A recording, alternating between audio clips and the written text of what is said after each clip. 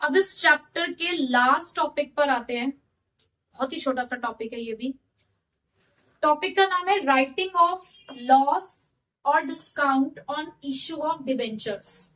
यानी कि जब हम डिबेंचर्स को इशू करते हैं तो हमें कुछ लॉस फेस करना पड़ता है। कई बार आपने देखा होगा कि जब हमने डिबेंचर्स को इशू किया तो हमने डिबेंचर्स कभी कभी डिस्काउंट पर भी इशू करे, और जब हमने डिबेंचर्स को रिडीम किया एट प्रीमियम तो एक लॉस आया था वहां पर।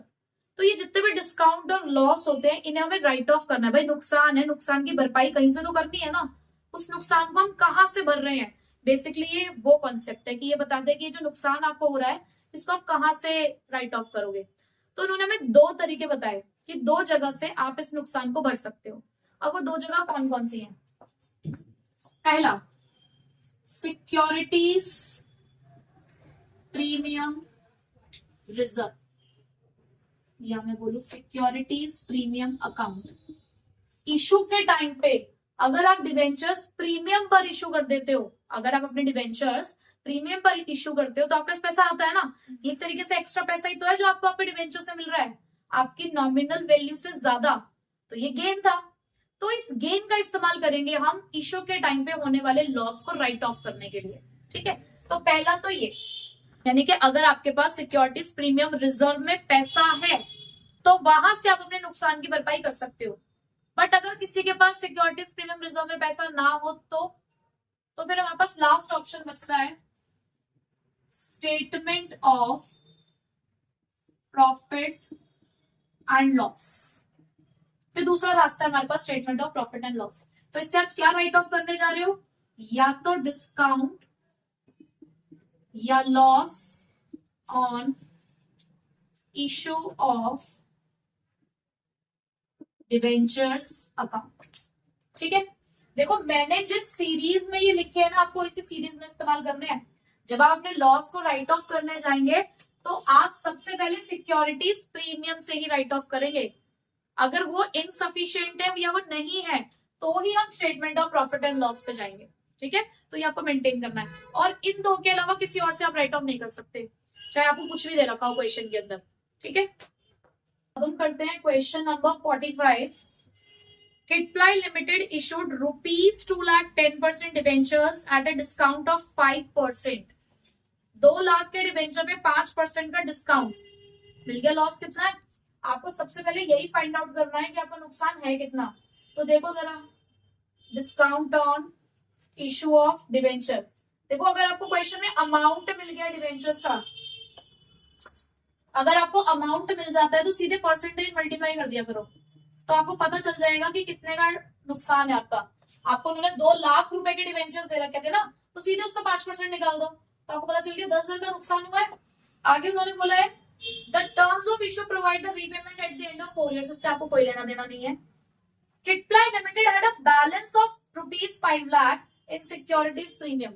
उनके पास 5 लाख रुपए है सिक्योरिटीज प्रीमियम में। तो अभी तो मैंने आपको बताया दो जगह से राइट ऑफ कर सकते हो, सिक्योरिटीज प्रीमियम या statement of profit and loss. तो यहाँ पर सिक्योरिटीज प्रीमियम है ना, तो आप एंट्री क्या करोगे? आप एंट्री करोगे securities premium account debit to discount on issue of debentures account. क्या एंट्री बनी? सिक्योरिटीज प्रीमियम अकाउंट डेबिट 10,000 का लॉस है to discount the issue of debentures. So question number 47 करते हैं आप। Question is Gladiators Limited issued 10,008% debentures of 100 each at a discount of 5%।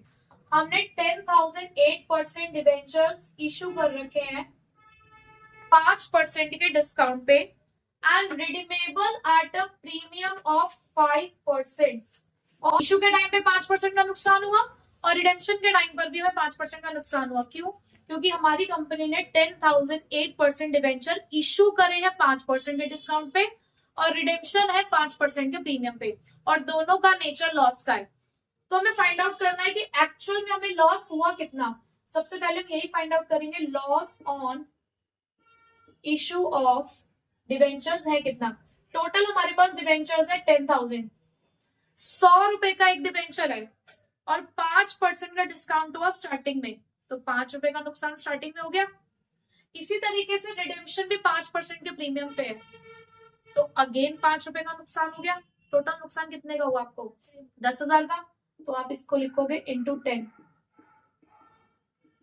इसका मतलब 1,00,000 रुपए का लॉस हुआ आपको, ठीक है, जो आपको राइट ऑफ करना है।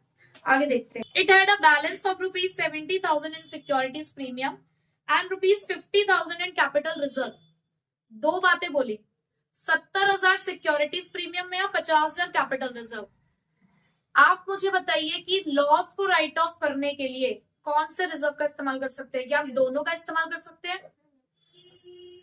किन दो जगह से राइट ऑफ किया जाता है? सिर्फ दो ही जगह से राइट ऑफ कर सकते हो, सिक्योरिटीज प्रीमियम या statement of profit and loss. तो अगर क्वेश्चन में आपको कैपिटल रिजर्व दे भी रखा है तो उसका हमें कोई यूज नहीं करना।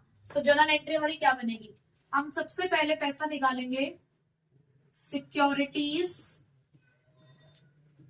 Premium account debit. कितना पैसा है सिक्योरिटीज प्रीमियम में? 70,000, ठीक है। जबकि loss on issue of debentures ये कितना है आपको? 1,00,000। तो बचा 30,000 में कहां से निकालूं? दूसरा कौन सा रास्ता है मेरे पास 30,000 निकालने का? Statement of profit and loss. तो बस यही ध्यान रखना कि अगर आपके पास क्वेश्चन में कमी पड़ जाए तो बचा हुआ पैसा कहां से निकालते हैं? Statement of profit and loss, ठीक है। बस हो गया। Question number 50, global limited issued 10,000 8% debentures of 100 each, redeemable in 4 equal installments by draw of lots from the end of the third year at a premium of 9. Pass the journal entry for writing of the loss and issue of debentures and also prepare the loss and issue of debentures account. यहाँ पे हमें account भी बनाना है, entry तो करनी है, account भी बनाना है। देखो रिडेम्पशन कब हुआ है, कौन से मेथड से हुआ है, उससे हमें कोई लेना देना नहीं है, क्योंकि हमारा चैप्टर रिडेम्पशन का नहीं है। हमें सिर्फ इशू की कंडीशन देखनी है कि इशूड एट पार है और रिडीमेबल एट प्रीमियम है और 9 रुपए के प्रीमियम पे रिडेम्पशन हो रहा है। इसका मतलब लॉस कितना हो रहा है आपको पर डिबेंचर? 9 रुपीज का। तो सबसे पहले फाइंड आउट करते हैं loss on issue of debentures है कितना। आपके पास डिबेंचर्स है 10,000 के और 9 रुपए का नुकसान हो रहा है, तो टोटल नुकसान कितना हुआ आपको? 90,000 का, ठीक है। अब क्वेश्चन में कोई भी सिक्योरिटीज प्रीमियम रिजर्व का बैलेंस नहीं दे रखा, तो पूरा 90,000 आप कहां से निकालोगे? आप इसे निकालेंगे statement of profit and loss debit to loss on issue of debentures account. कितने का नुकसान है आपको टोटल? 90,000 का, तो वो 90,000 आपने यहां से निकाल दिए, ठीक है। एंट्री तो अब आपको करनी आ गई। क्वेश्चन में उन्होंने हमसे अकाउंट भी पूछा है, तो अकाउंट कैसे बनाएंगे आप? लॉस, आपको यहां पर जो एंट्री करनी है loss of issue of debentures की, वो कैसे करनी है? देखो लॉस का नेचर क्या है? लॉस का नेचर क्या है? डेबिट, मतलब लॉस बढ़ने में क्या होता है? डेबिट। तो इसका मतलब पहली एंट्री इसकी डेबिट ही होनी चाहिए। कब होगी वो एंट्री डेबिट?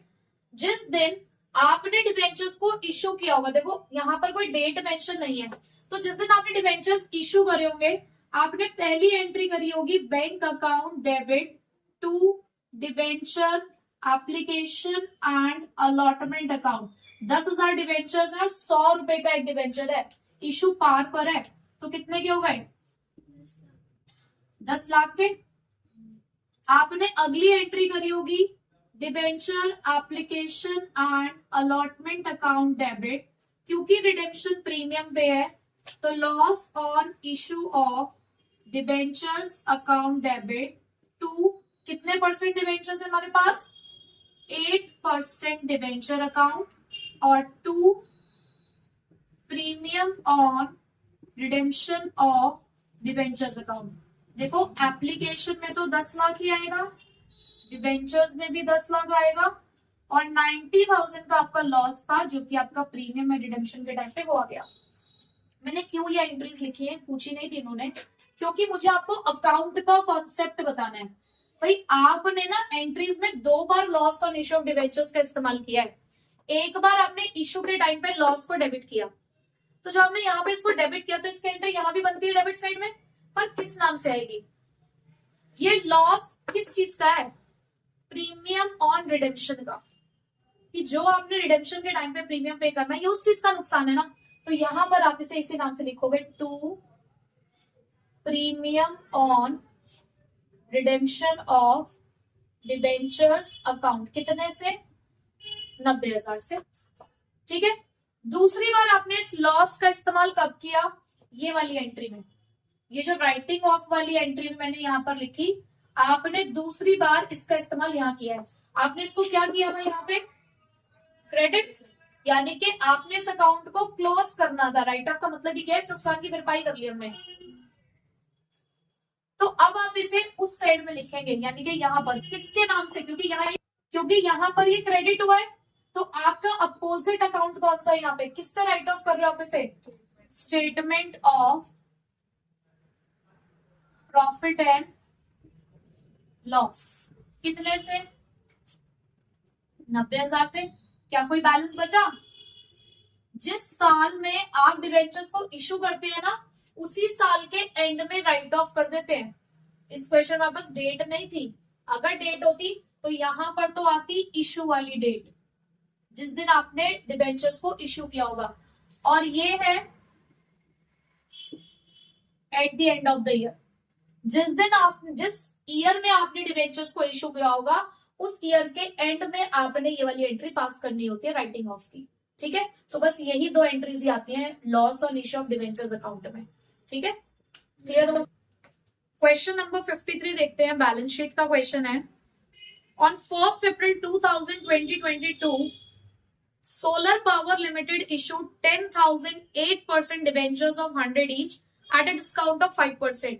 आपने 5% के डिस्काउंट पर अपने डिवेंचर्स को इशू किया and redeemable at a premium of 15%, और रिडेम्पशन भी प्रीमियम पे। इसका मतलब शुरुआत में भी 5 रुपए का नुकसान और रिडेम्पशन के टाइम पे 15 रुपए का नुकसान। टोटल नुकसान कितने का हो चुका है? 20 रुपए का। तो अगर हमारे पास 10,000 डिवेंचर है और 20 रुपए का टोटल नुकसान हो रहा है, तो total amount of loss on debentures कितना हो गया? 10,000 डिवेंचर है और 20 रुपए का नुकसान है पर डिवेंचर, तो टोटल लॉस कितना हुआ? 2 लाख रुपए का। ठीक है, आगे चलते हैं। All the debentures were subscribed and allotment was made. The company had a balance in securities premium of rupees 80,000. Company के पास 80,000 रुपए सिक्योरिटीज प्रीमियम में। Prepare the balance sheet as at 31 March 2023। हमें बैलेंस शीट बनानी है, extract है। तो जब एक्सट्रैक्ट होता है तो उतनी इंफॉर्मेशन लिखते हैं जितनी हमारे पास है। तो हमने यहाँ पर बैलेंस शीट बनानी शुरू करी। ये आपका बैलेंस शीट का फॉर्मेट है। यहाँ तक का फॉर्मेट आप ऑलरेडी सीख कर आ चुके हो इश्यू ऑफ शेयर्स में, और इश्यू ऑफ डिबेंचर्स में भी है। मैंने आपको कोलेटरल में ये फॉर्मेट बताया नीचे वाला, हमने दोनों कंबाइन कर लिया। हमने क्यों ये यहां से स्टार्ट करी बैलेंस शीट? क्योंकि रिजर्व एंड सरप्लस का काम है हमें, क्योंकि सिक्योरिटीज प्रीमियम रिजर्व है हमारे पास। तो मैंने इसको नोट नंबर 1 दिया, और जरा आप देखते हैं इसका इम्पैक्ट क्या होगा। नोट नंबर 1 में मैंने यहाँ पे लिखा हुआ है रिजर्व एंड सरप्लस, जिसमें हमारे पास सिक्योरिटीज प्रीमियम रिजर्व है कितने का? 80,000 का। भाई देखो क्वेश्चन में हमें 10,000 डिवेंचर पे 20 रुपए के हिसाब से लॉस हुआ है। टोटल कितना लॉस हुआ है? 2 लाख रुपए का। अब इस 2 लाख रुपए को मैं कहां से निकाल सकती हूँ? 2 ही रास्ते हैं। सबसे पहला रास्ता सिक्योरिटीज प्रीमियम रिजर्व। तो भाई नुकसान तो 2 लाख का है, पैसा कितना है इसमें? 80। तो 80 तो निकालेंगे। आप यहां से माइनस करोगे loss on issue of debentures, पूरा 80,000 यहां से निकाल लो। तो क्या आपके रिजर्व में कोई बैलेंस बचा? नहीं। बट हमारा काम तो अभी भी नहीं हुआ। बचा हुआ 1,20,000 कहां से जाएगा? Statement of profit and loss. Statement of profit and loss, जो कि हमारे पास है ही नहीं यहाँ पे। तो देखो क्या करेंगे अब हम यहाँ पे लिखेंगे statement of profit and loss. कुछ है क्या उसमें बैलेंस? नहीं। इसी में से ही आप लेस करोगे loss on issue of debentures. कितने का? 1 लाख 20,000। तो ये ना आपका नेगेटिव बैलेंस शो कर रहा है। इसका मतलब रिजर्व्स एंड सरप्लस का आपके पास कैसा बैलेंस है? नेगेटिव बैलेंस है। ठीक है, ये वाला काम हमारा यहीं पे खत्म हो गया। तो यहाँ पे आप लिख दोगे 1,20,000 नेगेटिव का। बात समझ आ गई? क्योंकि देखो रिजर्व्स और सरप्लस, सरप्लस रिप्रेजेंट करता है statement of profit and loss को, जिसमें सरप्लस भी हो सकता है यानी कि प्रॉफिट भी हो सकता है और लॉस भी। ठीक, अगला नोट नंबर हम बनाएंगे लॉन्ग टर्म बोरोइंग्स का, क्योंकि आपके पास क्वेश्चन में डिवेंचर्स है जो कि आपने इशू करे। आपने डिवेंचर्स इशू करे 10,008% debentures at the rate ₹100 each. तो कितने के डिवेंचर्स? 10 लाख के डिवेंचर्स आपने इशू करे हैं। तो यहां पर आपका नोट नंबर 2 में आ गया 10 लाख। बस यही करना था आपको। ये काम तो आपको करना आता था, बस आपने रिजर्व्स एंड सरप्लस के बारे में सोचा है। अब देखो, अगर किसी क्वेश्चन में सिक्योरिटीज प्रीमियम ना हो तो पूरा का पूरा लॉस स्टेटमेंट से चला जाएगा। ठीक है, ये कॉन्सेप्ट समझ आ गया? बस आज हमारा चैप्टर कंप्लीट होता है। ये वाला कॉन्सेप्ट हमने पूरा क्लियर कर लिया। क्या क्या इस कॉन्सेप्ट के अंदर? सिंपल एक जनरल एंट्री करना, कभी बैलेंस है रिजर्व में तो कभी बैलेंस नहीं है तो कभी इनसफिशिएंट है, loss on issue of debenture account बनाना और बैलेंस शीट। वैसे अकाउंट आपके पास डिवेंचर्स भी बनाने को आ सकता है, तो वो तो सिंपल जैसे नॉर्मली अकाउंट्स आप बनाते हैं वैसे बनेगा। ठीक है।